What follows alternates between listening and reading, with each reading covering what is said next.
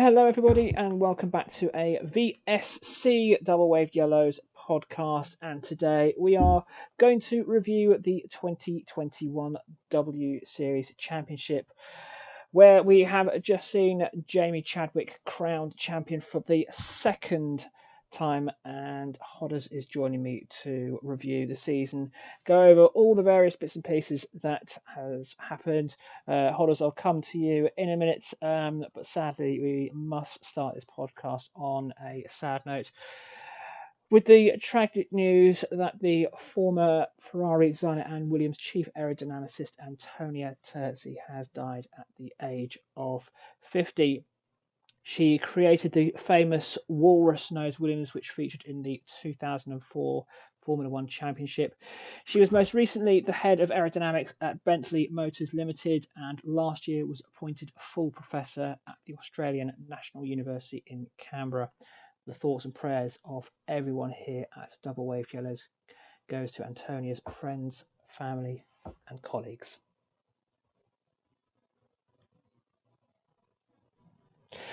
So, on to the W Series, and Hodders, it was a great championship full of so many stories, not just the championship battle.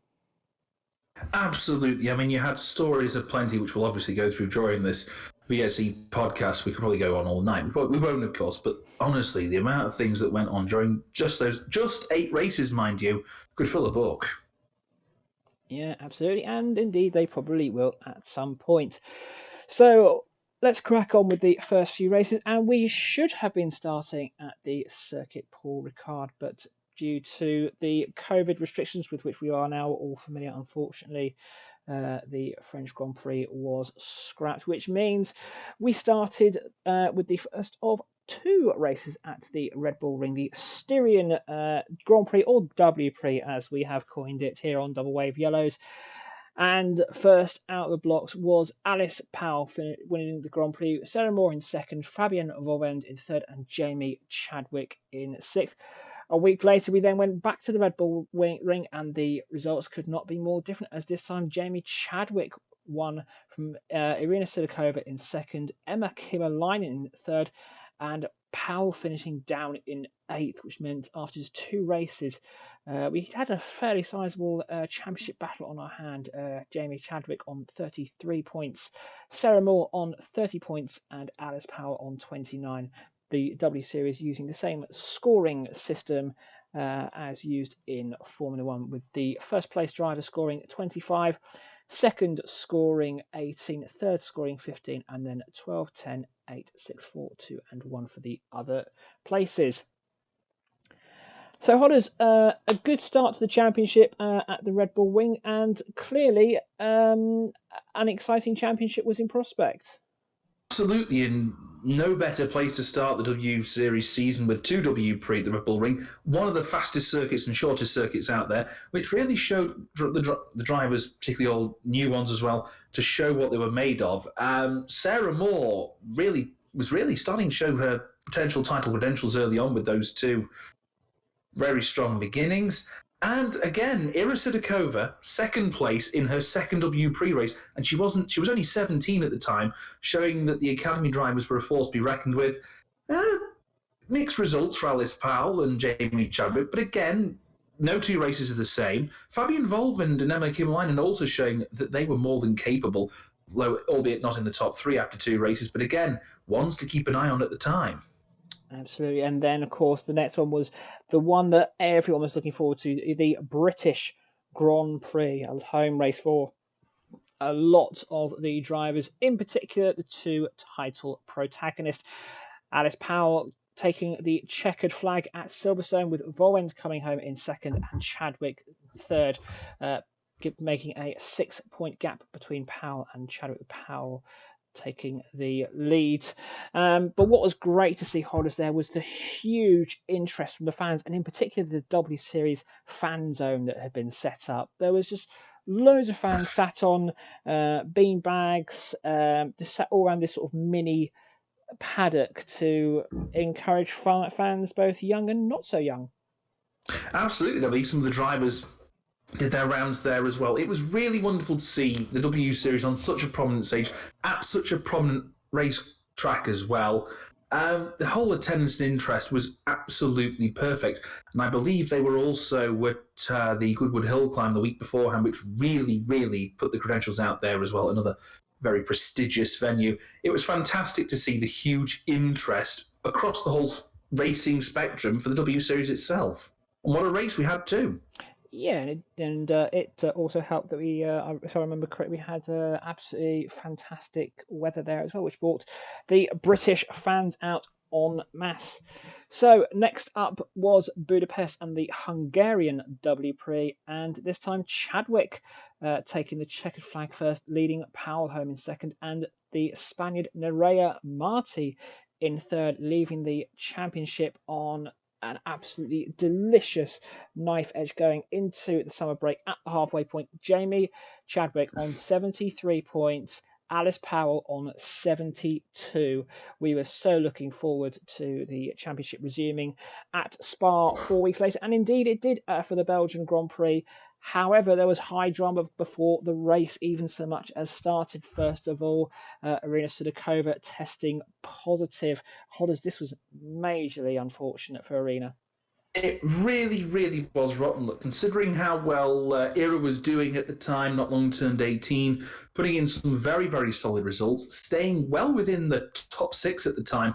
And it was rather a shock for her, considering she'd had, as part of the W Series testing regime, she tested a couple of times before the race weekend, was negative, and I believe a few days after the race she tested negative again. So it may have just been a small blip, and that's testament to how the testing system works. It is effective, and she was absolutely gutted.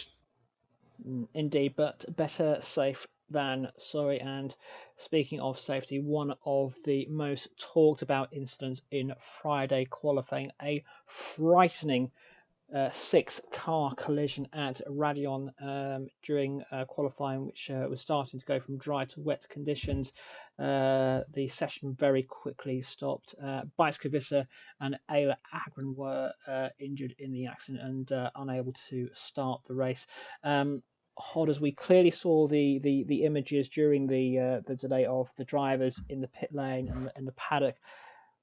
They were very visibly shaken from this because this is the first major incident we've had in W Series history, and it clearly also demonstrated that these drivers, they are very clearly one big close family. They really are, and obviously some close and others with Abby Eaton and Jess Hawkins being in a relationship, and that's wonderful to see. But again, they were all consoling each other, hugging each other, all well and good. They're all in bubbles. But again, I think you could see on the faces afterwards, they were all highly shocked, and everyone was shocked afterwards. I mean, it was definitely relief when Bites-Kavissa tweeted both from hospital, and then she was in the hotel laughing, joking, everything else. It's a testament to the safety procedures and safety precautions that are in place that we had a 6-car pileup and there were no major injuries whatsoever. And also, we have to give recognition to sort of the TV broadcasters, because clearly they saw something that was quite nasty unfolding and obviously cut the cameras away very quickly and didn't show the replays until we obviously got the assurance that everyone was okay. But this was a very stark reminder to those who regularly watch motorsport, but also those who might be new viewers. Motorsport is dangerous, and everyone does everything possible to make sure it's all done as safe as possible, but often things do happen, things do go wrong, and as you say, Hodders, it's a testament to the design of the cars that we had relatively minor injuries for Bicycle and Ayla. Anyway, moving on to the race itself, and because it was a very rain-affected weekend at Spa, as you may well remember, but we got a surprise race result. Emma Kimilainen winning from Jamie Chadwick in second, Marta Garcia in third, with Alice Powell in fourth. And this really shook the championship up. Jamie Chadwick extending her lead to 91 points over Alice Powell's 84. Hodders, this was a great race and a superb performance from Kimilainen. It really was. I mean, Emma Kimilainen, she had a bit of a somewhat shaky start. Well, a shaky first race, I should say, really, when it came to the first Red Bull race. But again, by the time we got to Spa, she'd been top 6 for every other race since. And considering that she is, let's just say, one of the most experienced drivers on the grid, she's been racing since 2005 on off, most experienced and most mature driver in terms of age. And it was a great performance, and it kept her very much in. I think it very much kept her in the chase. I mean, it's worth bearing in mind that at this point, Emma Kinlainen was 3rd in the standings. Yeah, it very much sort of put the cat amongst the pigeons in terms of for Kim Line very much saying, hey, I'm here, and I will take advantage of any mistakes made by the title contenders. I think what I also remember well from that race is the rapturous applause that she got from the fans. Everyone was really well done. It's been a not pleasant weekend, but also you've gone and beaten. You've become the only driver so far this season to beat Powell and Chadwick, so that was really, really good to see. And that sort of positive move moved on to Zandvoort for the 6th round of the Dutch Grand Prix, and this really solidified what a fantastic championship it's been, because Powell winning the race, Chadwick in 2nd, Kymäläinen in 3rd, which meant the championship standings as we headed off to the final 2 races. Powell, 109 points and 3 wins. Chadwick, 109 points with 2 wins. With 2 races to go, Hodders, level on points. Level on points, though. At the time, Alice Powell just ahead in terms of countback, because as many know who watch racing, if there is a tie, it goes on countbacks, on wins, seconds, and so on and so forth. So Alice Powell had a small advantage on that front going into those final 2 races. But to have it tied with 2 races to go is, how many race series have that? Not many, I bet you. No, indeed, not many. I think from memory, I think in Formula One, I think we may have had that in the 1999 title race. But lastly, also we noticed W Series taking on a few sort of initiatives during the series, and that's always good to see. And one we saw at Zandvoort's care of title sponsor Heineken were trophies made from old Heineken bottles. This was great stuff. It was. I mean, I think it's safe to say, as we mentioned in the wave at the time, it was a very green-oriented and green-promoting weekend. I mean, you had that wonderful advantage that Zandvoort is on the sea. You have a train station that is, I think it was something like 1.5 kilometers at most from the racecourse. You had trains every 6 minutes from Amsterdam. I mean, Amsterdam's only about half an hour away, it's worth pointing out. It's almost a bit like going from Manchester to Blackpool, as a bit of an analogy there, although a bit quicker. And it was very, very green. I believe you had, how did they do it? I think they had it something like it was bottles for the glass part of the trophy, and the mounting was made and there was plastic from old crates, and also using waste wood for the mountings as well. And they were very pretty trophies, I have to say, and completely recycled, which is commendable. Especially given what is in the news in regards to climate change at Absolutely. the moment.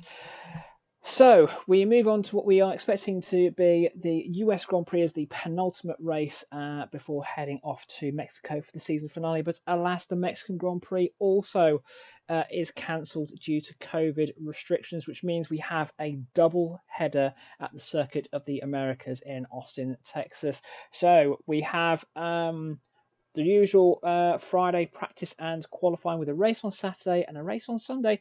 Hodders, the grid was determined slightly different this time round. Yes, and it's also worth noting that the whole weekend changed a little. What they did, instead of having what would normally be practice and qualifying on the Friday, they had an extra practice session, which was quite useful, which actually produced the same top 3 in terms of drivers. Mike Scavista and I'd be pulling along with Jamie Chadwick in there. The way they did the qualifying, I thought, was an interesting way of doing it. It was certainly unique to the situation for a doubleheader, and who knows, it might happen again. The way it essentially worked was similar to any other qualifying. Your fastest lap would set pole position. In this case, it was your best lap time that determined your pole for race 1, whereas for race 2, you were determined by your second best time. And let's face it, sometimes second best times can be a little bit overlooked, so you had to be consistent as well as quick. Yeah, it wasn't just about banging in that one final lap as the checkered flag fell. Yeah, you had to be out there. You had to be consistently finding those laps. So it was about the drivers getting into a momentum of putting in regular fast laps. So it was good stuff to see. So the first of the races in Texas, which was on the Saturday, Chadwick wins from Kimmerlinen in second and Powell in third, which means Jamie Chadwick goes into the final race with a 10-point lead over Alice Powell. It basically means that the title race is still very much up for grabs. However, there was again drama in the build-up to the race in that Irina Sidakova was denied a visa to enter the United States and therefore could not take part in the final two races. Hodders, this was really unfortunate and disappointing to see as well. It was heartbreaking. I mean, when you consider that Ira was doing so well, and then to miss a further 2 races out of 8 was really a absolute kick in the teeth. I mean, I was following the situation at the time. It was, I won't get into controversy or anything else. It was just very unusual. I mean, I will say absolute credit to, I believe there were a few congressmen or women in Texas who did try and work with the authorities to try and get her a visa. It's worth noting she did mention that she had a national interest exemption as a professional athlete, though for some reason that didn't work, whereas fellow Russians managed to get in. It was an unusual situation and very unfortunate. Yeah, and I believe I did see something from I think it was Nikita Mazepin trying to help sort things out, but alas, it wasn't to be for Arena, and also another project that the W Series did throughout October was that they changed all their logos pink for breast cancer awareness. Hodders, a trust that everyone here at Double Wave Yellow has fully supported. We absolutely did, and it is, of course, worth mentioning that breast cancer affects men too. Yeah, absolutely. And I remember actually a few years ago that F1 basically tried to get things changed to pink for breast cancer awareness. So those who remember when we had the purple ultra soft tyres, instead of having the purple markings, they were pink. Sky Sports F1, they changed their microphones to pink. All the presenters wore pink. It was fantastic to see. And yes, a very, very worthy cause indeed. So to the final day, the final race. And 2 drivers having to withdraw before the start of the race.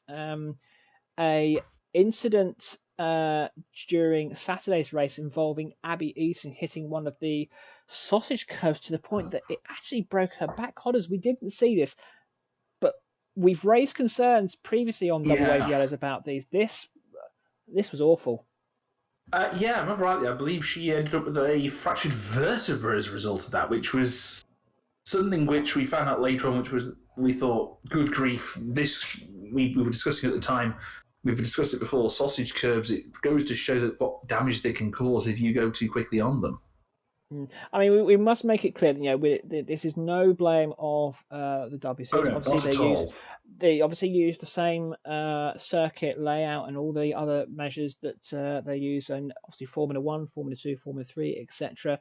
And obviously, we've had our say on the sausage curbs and what we think of them. But also another driver withdrawing, and this is something that I think we can all relate to. Marta Garcia having to withdraw from the race due to mental health issues. She had mentioned that she had been suffering with anxiety throughout the majority of the season. Hold on, I'll come to you in a minute. But Marta, if you are listening to this, big hugs and lots of love from all of us here at Double Wave Yellows. We hope you're all right. We hope you're getting the help that you need, and we hope to see you on the grid next year. Hodders. Yeah, I mean, it's all well and good talking about physical health, but as we all know from our own personal experiences, mental health is a very important thing. Some of us have been through some pretty unpleasant and unsavoury times with mental health without getting into too much detail. And again, it's worth bearing in mind, you're in an international championship. There's a lot of pressure, particularly when you're, 2021. And if she's been struggling throughout the season with that pressure, I would like to think she gets all the help she needs, and I would like to think the W Series will help out on that front as well. Mm-hmm. Absolutely.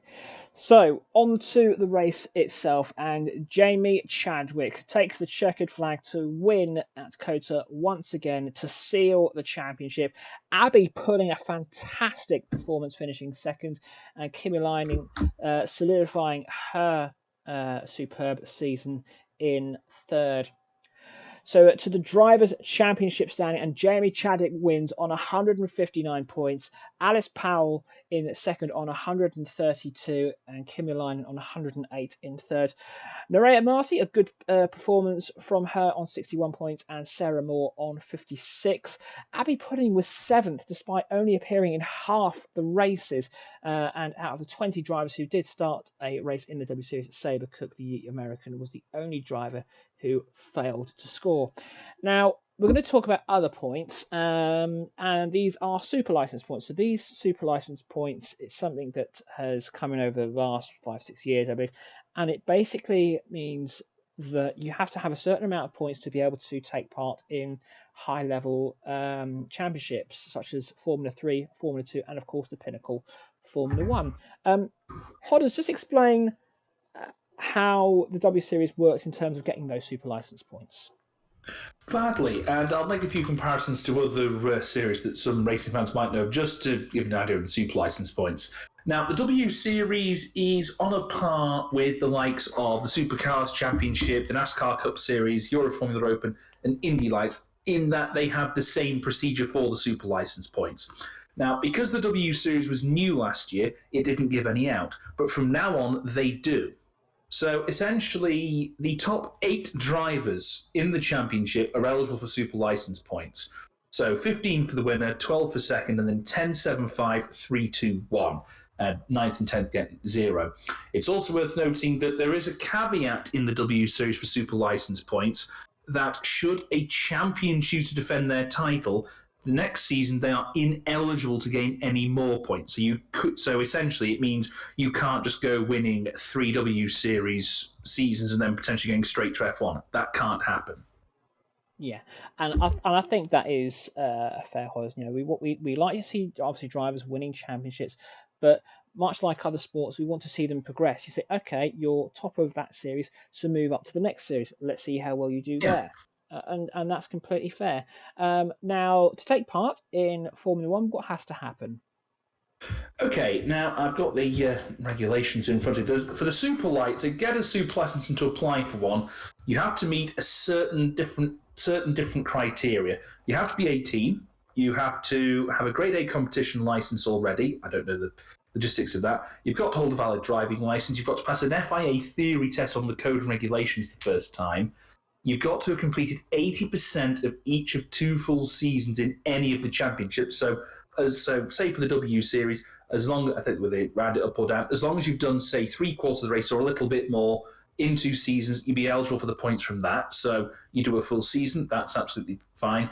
You've also in the last 3 seasons, though there are some caveats for COVID, you've got to accumulate at least 40 points in the previous 3 seasons. Wow.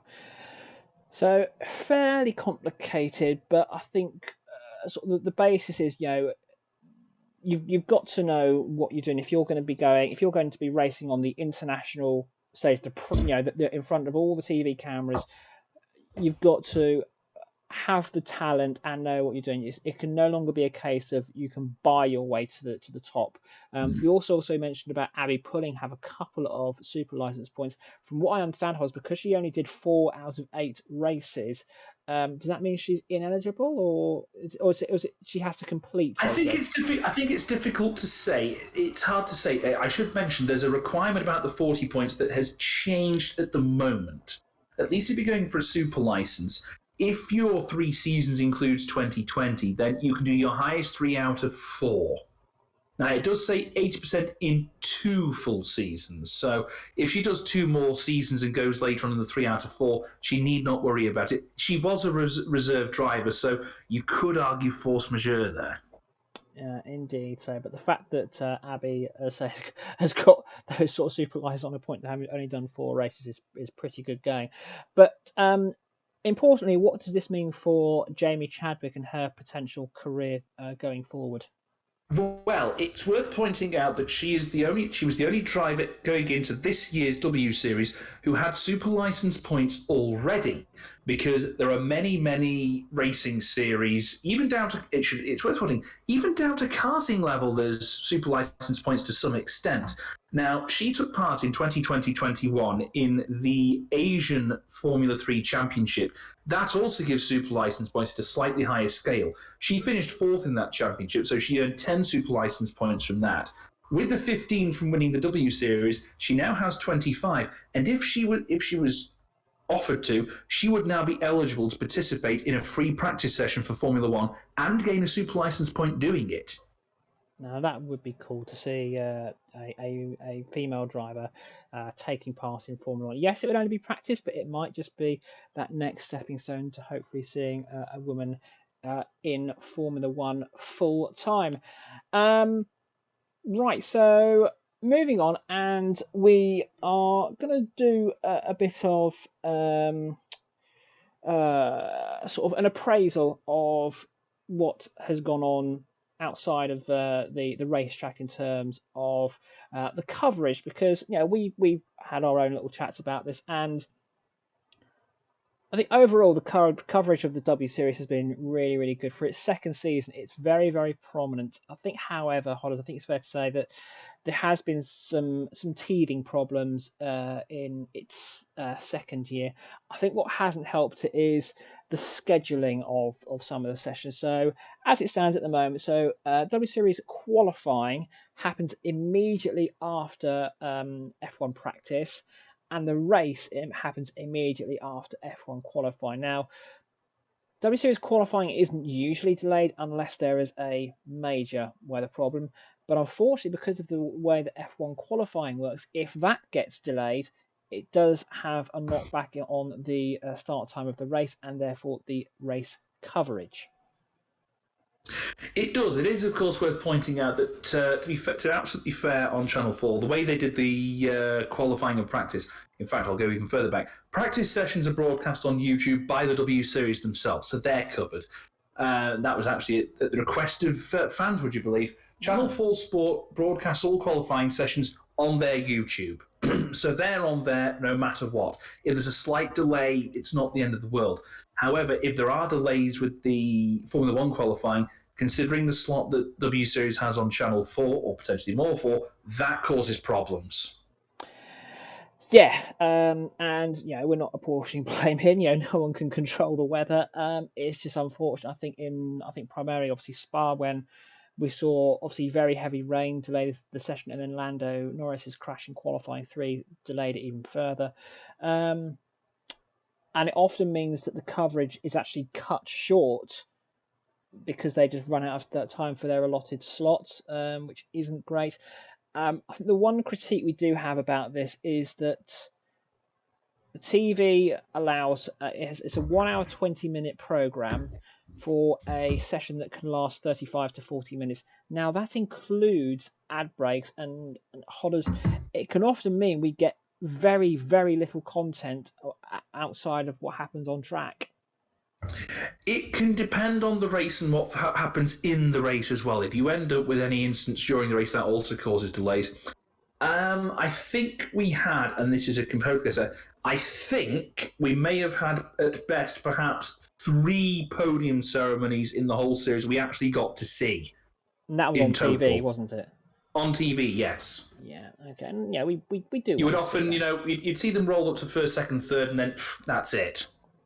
Yeah, and that's a shame. And I think probably the really disappointing bits to see were often they would go to ad breaks when the starting grid was being shown on TV or during the formation lap, which for die-hard motorsport fans, it's a bit of a no-no. I can understand why it might be that for the casual fans, they might not really understand, but we don't like that. However, on the positive side, I thought this was great to see, the expert commentary that we had from Alex Jakes, who provides the commentary for Formula 3, Formula 2, and the F1 races on F1 TV. He was accompanied by David Coulthard and Billy Munger. So their commentary was just brilliant. It was so good. It really was. I mean, we consider that Billy Munger's been did racing before and after his incident as well at a not a completely not a completely indifferent level to W Series. We consider they're using Formula 3 regional level cars. And his insight, as well as David Coulthard's insight from Formula One and transposing that to the W Series, I know that David Coulthard's been very heavily involved in the W Series. It was refreshing. And indeed, it's David Coulthard's company. It's Whisper Films, I believe, that does all of It is with the media, coverage. yes. Yep. So good stuff. But I think what was also good to see is you saw um, the W Series use the sort of timing graphics that you see in Formula One and Formula Two. So it means if we saw a safety car deployed, it was made very, very obvious with the the big yellow display in the top corner. We saw the lap times, we saw how gaps were changing. So it was providing the same information that we would see in an F1 race, minus those awful AWS tyre graphics. Thank you very much.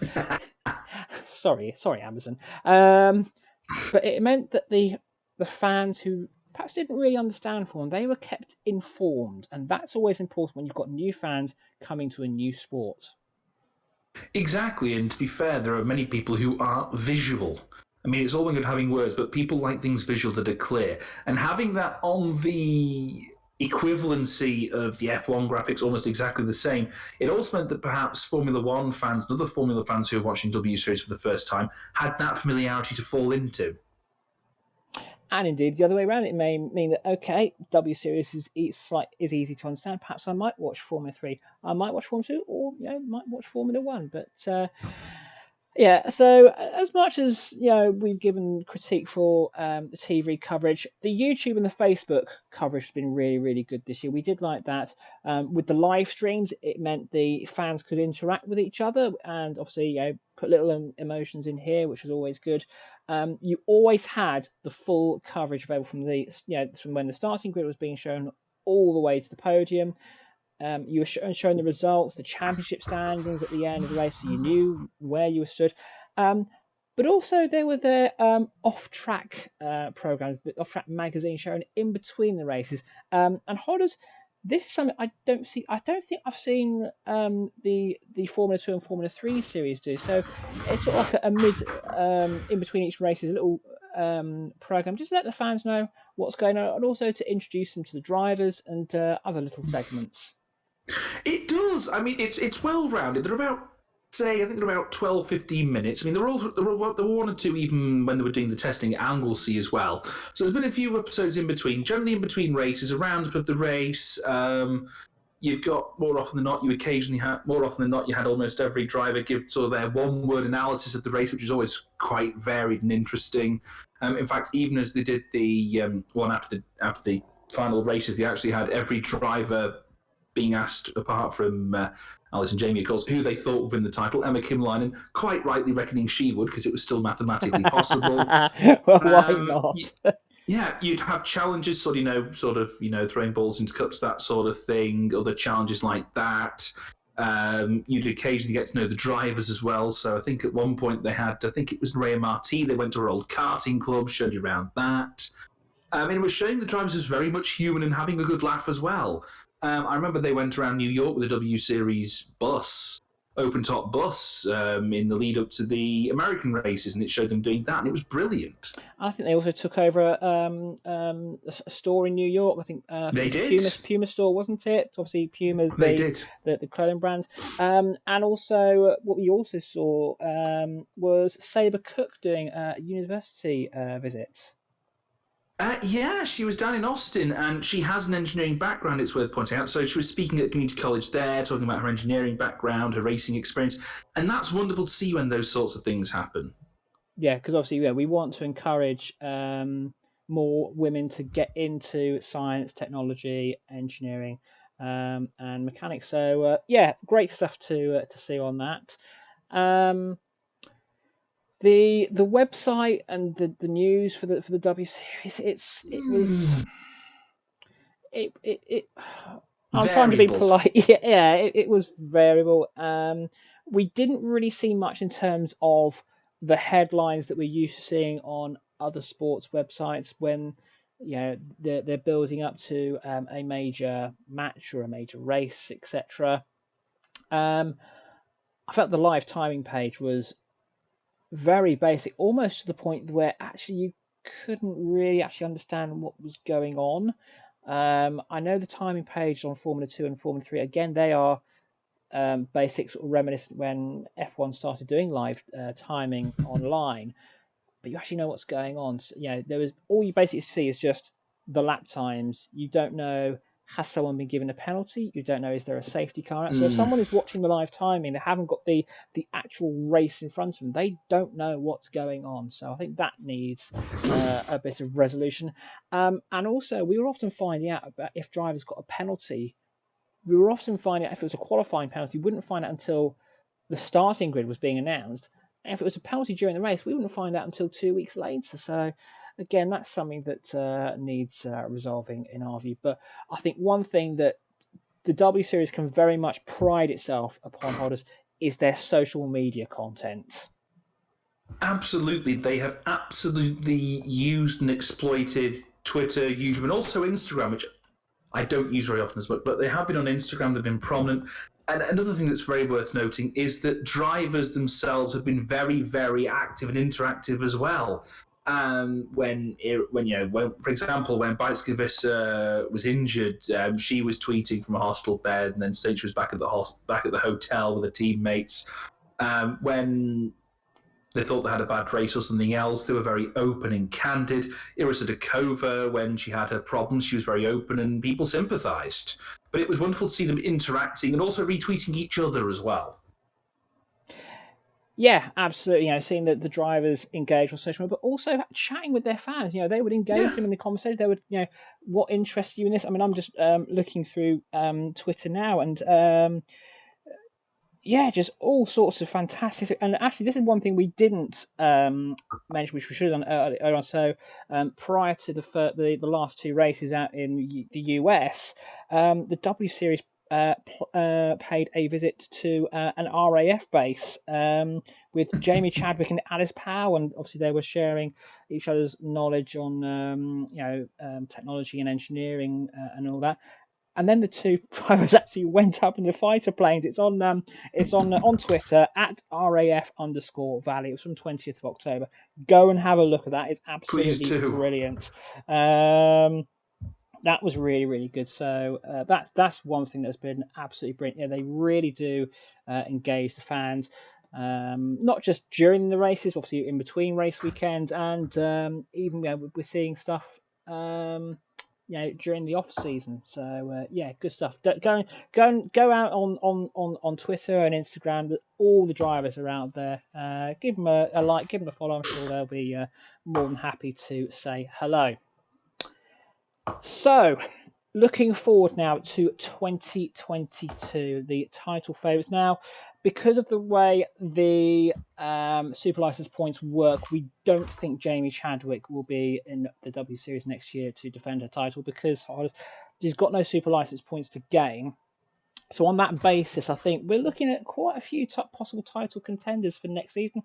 Obviously, Alice Powell would be the understandable favourite, having come so close. That's fair to say. I think so. I mean, she kept it very competitive, and it went down to the wire. I think it would be a disservice not to consider her a title contender. I won't say. I think she's favoured. I think favourite is a bit of an overstatement. I think favoured would be an apt term. Mm-hmm. Yeah, maybe so. Abby Pulling, with the performances that she's put in over very few races, I would say a definite contender, one to watch for next year. I think so too, and I think she's also got the advantage that this season as well, she had the advantage in some cases of also doing a fair bit of the season as well in the F4 British Championship. So she's got a fair amount of knowledge from that as well. So she's had the tactics out of that. I believe she also did some competition last year in F4 British as well. So she's got that pedigree that could very much serve her well in the W Series. We saw how she only just towards the end of the first American race was eventually overtaken by her mentor and coach of all people, Alice Powell. She held her own, and she's got that racing pedigree now that could serve her very well over the next couple of years. And she has an automatic drive, because one thing I didn't mention before is the top 8 drivers, and also the 2 academy drivers, qualify next year automatically. Mm-hmm. And obviously, if we're considering Alice Powell as a title contender, we must also consider Emma Kimmelainen. What a performance she had during the season. She really did. I mean, she only finished outside the top 6 once, and that was at the first Red Bull Ring.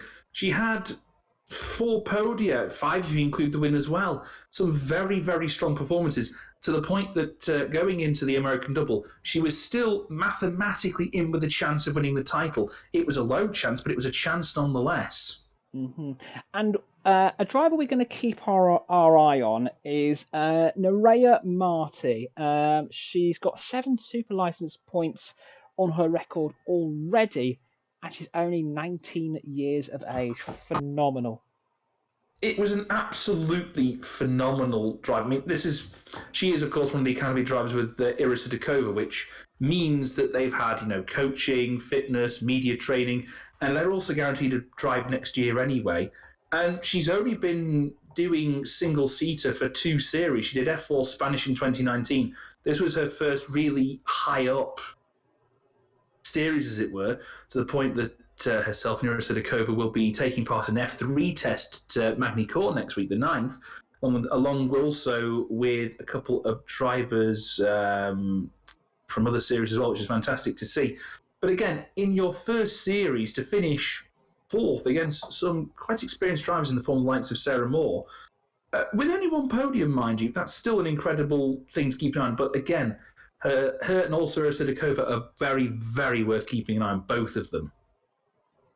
Great stuff. And obviously, we've sort of done an unofficial team championship this year. We've kept an eye on the team points, but next year there will be an official team championship.